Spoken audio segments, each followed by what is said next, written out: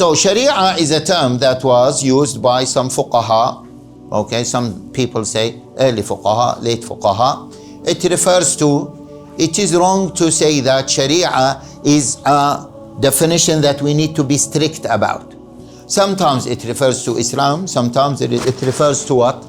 The legal system of Islam or the hudud of Islam. Notice the Hijrah calendar. The whole system is interconnected. And this is, by the way, a very profound nature of Islam that unfortunately we don't focus on it. Khatibs, speakers, they don't focus on it. But it is one of the signs of what? Of power of Islam. Judaism is moving, or nothing is moving, it is towards what? Rituals. They don't have high aims and objectives to achieve. Christianity, on the other side, it claims, and the people claim that it is a system. But unfortunately, again, it doesn't have fiqh. Islam combined between both. What is the summary of what we have said so far? So we started by asking a question. Is Islam a system or not? So we defined a system, okay? And we are now, what are we doing now? Some components of system. Components of Islam are interconnected. We are proving that Islam is a system. So we are proving that it is interconnected. And there are many examples regarding that just because of time. Although this is a very profound point. Okay? Now, are there any rules and regulations for any component of the system of Islam? Yes. Of course, all of it. Rules, how to pray, how to do Islamic finance, how to get married. There are rules. Okay? So there are rules, boundaries for each of those, the components of Islam. Yes or no? Yes. Now the last point is what? Does Islam have a goal? Yes. This is the question. Okay? Does Islam have a goal? Yes. Now, this is a question. Let us talk about it from an academic perspective. Let us pause that for a while. Okay? One time I was attending a lecture by one of the professors in Turkey, and to my astonishment, he kind of criticized the Ottoman Empire heavily. And they said, what did they do for humanity? I said, okay, he was the lecturer, so I was just attending. He said, yes, they built masajid. Yeah, we see Sultan Ahmed and kada, but where are the universities? Where are the Hastana, I mean hospitals and etc. Okay? So after he finished, I raised my hand. I said, Sheikh, if I may ask, if Islam was not, his main criticism was Islam did not come up with, which is now discussed a lot, Islam did not come up with a complete political system. Yeah? Islam did not come up with what? A complete political system. Okay? So, and then he moved on, and then, look, Ottoman Empire, what did it offer to humanity, etc. So I raised my hand, I said, question, if I may, Ustad or Sheikh. I said, the Ottoman Empire lasted for how many years? 600. Over 600 years. Yes? Over 600 years. Where?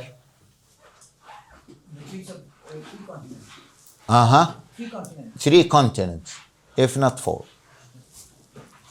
Yeah?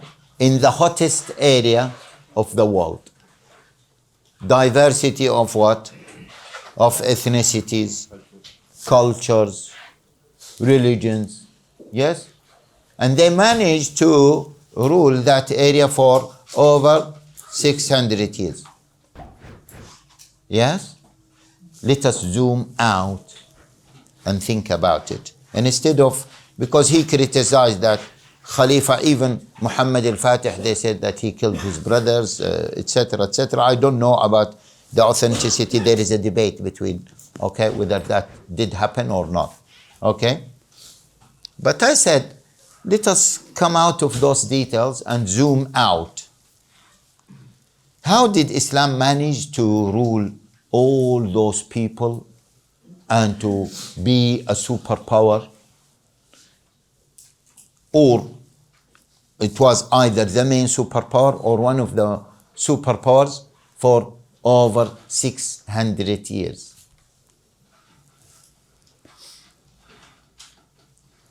Is the question clear? Yes. If Islam does not have a strong integrated system, will it be able to run those countries? Yes, for over 600 years. Yes or no? No. Impossible. Agree? Yes. Okay. So definitely it has a political system, it has a social system, it has systems that are needed to run a civilization, a huge country. Yes or no? Yes. Okay. Right. So there is this delusion. Now, if we look at it from a historical perspective, yeah, the Prophet sallallahu alaihi wasallam. So Islam has been there for how long now? 1,000? Yeah, please listen to this point, yeah? Very simple, very profound. Islam has been there for what? 1,400? Yes, over. Now we are in year 1,447. So Islam has been there for almost 1,450 years, Hijrah years. Okay? How many years out of those Islam was the main superpower in the world or one of the main superpowers of the world? 1,350 years. Is the question clear, everyone? Yes. How long Islam has been what? A superpower? Yes? Or maybe the main superpower in the world? 1,300. Almost 13, more than 1,300. Around 1,300 years. 656 years in the beginning, because Khilafah, yes, in Baghdad was demolished by Mongols in 656. Yes? Agree? Yes. And then after that we have another 600 years of the Ottoman Empire. Yes or no? Yes. So therefore, Islam has been a superpower for, yes, around 1,250 years. 1,250 years out of 1,447. What is the percentage? More than 70%. Around 80%. More than 80%. Yes? Now, how come that Islam, since it existed, yes, it has been a superpower? Most of it, 80% of its time. Can it be a superpower most of its time, more than 80% of its time, if it is just rituals here and there? If it is not a well-integrated system that has aims and objectives. Yes, brothers? Agree, everyone? And this point, please, many young people, in fact, many, not young, even adults, when I mention it in my lectures and khutbas, many people come and they say, wow, wallah, Sheikh, this is a very profound point. Yes? That Islam was a superpower most of its history. Yes? And we need to revive this in order to what? To remind people with our what? With our history. This is so important. To remind people with our background. To remind people with our identity, who we are. We cannot revive Islam if we have no history. We cannot reform Islam if we have no history. Yes, brothers, sisters? Yes. Agree? Yes. This is another area of our khutbah, etc. They have to highlight and speak about. Sheikh, if you allow me. Yes. We trace back our Islam to Hazrat Adam. We say, Inna Deena Indallah Islam. Islam had been the religion of all the prophets. We start our history that as Muslims from our Prophet Sallallahu Alaihi Wasallam. But that doesn't mean that we denounce the previous history. Agree. We had been ruler of the world. This is an agreed, everybody knows this. Now the thing is that for the last 1 century, 3rd March 1924, then onwards Islam is nowhere. It is not dominant anywhere. So it has been reduced to just religion which is being compared with other religions of the world, and interfaith dialogue is one of the deception which is floated by the West to us. Okay. We are accepting it. Okay. And we have placed Islam amongst other religions and we start comparing it. Whereas there is no such thing as comparison between Islam and Christianity and Judaism and the rest. Yes. Why don't we preach this, that Islam is the only religion for the entire mankind? Hazrat Ibrahim was a Muslim. Okay. Hazrat Adam was a Muslim. And till last Muhammad Sallallahu Alaihi Wasallam, Good. Muslim. Good. And Good. Islam has been completed upon Muhammad Sallallahu Alaihi Wasallam. Okay. And Good. Good. Yeah. Good. Jazakallah khair. But notice that, okay, we are talking about Islam which with its specific meaning. That it is the deen that was sent to Muhammad sallallahu alaihi wasallam. It has two meanings, the general one and the specific one. And no other religion built a state. Christianity did not build a state. Judaism did not build a state. Maybe they built a state for a small period of time, but Roman Empire was not claiming that it built the empire based on what? Christianity. Yes, they were Christian. They were even fighting sometimes in the name of Christianity, but okay, as a whole system, it was not based on what? On Christianity. Yeah. So that we should notice this. Okay. طيب. Shall we move on? Yes. Shall we move on? So we concluded that Islam what? Is a system. We haven't discussed yet that Islam has what? Aims and objectives, but we concluded. طبعا sometimes I play what is called I don't like to use the word devil advocates, because we need to be convinced rationally of anything that we say, because we are appealing to our youngsters. And our youngsters have to what? Yes, we have to convince them. Sometimes if we say to them, قال الله قال الرسول, that is not enough. Okay? And even now liberals, modernists, etc., etc. Okay? Even now some religious people, they, because of variety of interpretations, they might interpret certain verses in the Quran different from the way you interpret it. That's why we try to combine between the rational argument and what? The textual or text-based argument.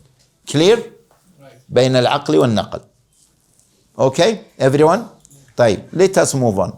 So, now, we kind of have not yet proved that Islam has aims and objectives, but we, from the way we see historically, the interconnection of aims, the interconnection of the rulings of Islam, we will conclude that definitely Islam is what? Yeah, is a system and it has aims and objectives of Sharia. Yet someone might still what? Argue about that. Okay, a question. How to extract the aims of Sharia, the aims of Islam or the aims of Sharia? How to extract them? Okay, come on. Yes, brothers. Subhanallah. What was the question? Question was how to extract How extract the aims and objectives of Islam, of Sharia, of how? So someone will say, hey, from Quran. Definitely it will be from Quran. Yes, brother. You haven't spoken. Yes. We should focus what is the goal that we're working towards, and we can then focus what is the goal of the Sharia. Because we said that Sharia is interconnected and is leading towards the goal. When we understand that goal, that is the aim of the Sharia. Yeah, how to understand it? This is the question. Yes, brother. You. Yes. You raised your hand. Yes. You spoke before. Yeah. Okay. Now we want to give priority. You spoke before. Yes, brother. Yeah, I think whenever we read any ayah or any Sharia Verse. mentioned, Uh-huh. there is a reason behind. I also mentioned in that ayah as well. For example, if we talk about the song as well, so then the reason is mentioned is لَعَلَّكُمْ تَتَّقُونَ. Then again in Salah as well, and then other objectives. Excellent. MashaAllah. This reason is mentioned in that ayah. Very We good. have to extract that reason as well. So, MashaAllah, you are a scholar. Why didn't you participate from the beginning? MashaAllah. What's your name, brother? Zaid. Allahu Akbar. My grandson is Zaid. Say MashaAllah, brother. I said, you should say, really, Sheikh, MashaAllah, Zaid. He will be a clever person because you are Zaid. The Pakistani have the habit of Subhanallah. طيب, okay, MashaAllah, Subhanallah, anything, but you did not make dhikr at all. But don't say astaghfir. Don't say astaghfirullah. Don't make istighfar. In that context, when somebody is saying something, Yeah. and we believe that this is the right stuff. Don't say astaghfirullah. So if we say astaghfirullah, we'll go to hellfire. Say grandson that we will never say astaghfir. Ah. Or nastaghfir. Okay. We'll say alhamdulillah. Okay. MashaAllah. MashaAllah. Allahumma zid fazid. Ameen, Ya Rabb al-Alameen. Okay, MashaAllah, Zaid said a very profound point. Okay? How do we extract the aims and objectives, of Islam? How do we extract them? Yalla, come on, more hands. Okay, he opened the door. Brother Zaid, MashaAllah. Come on, brothers, sisters. Yes, sisters.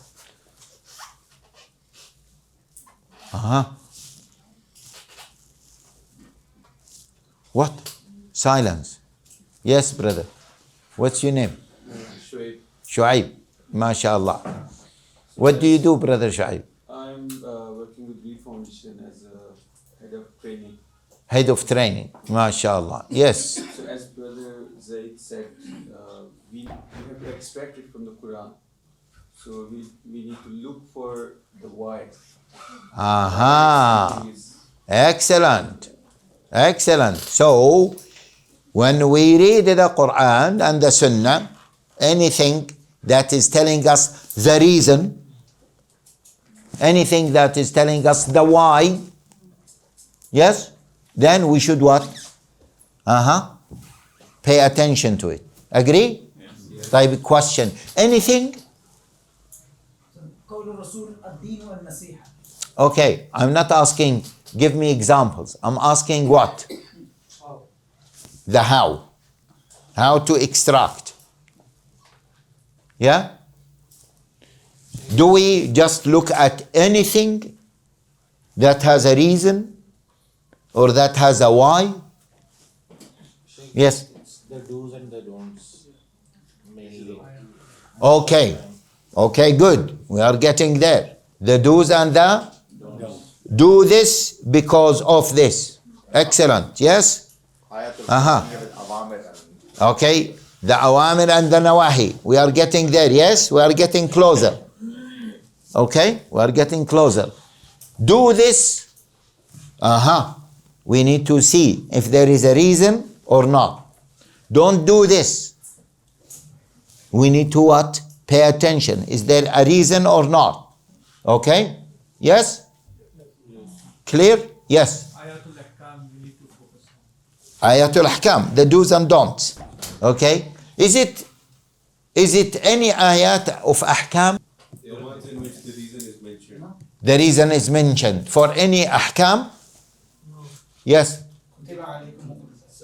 Interconnector. Okay. Yes.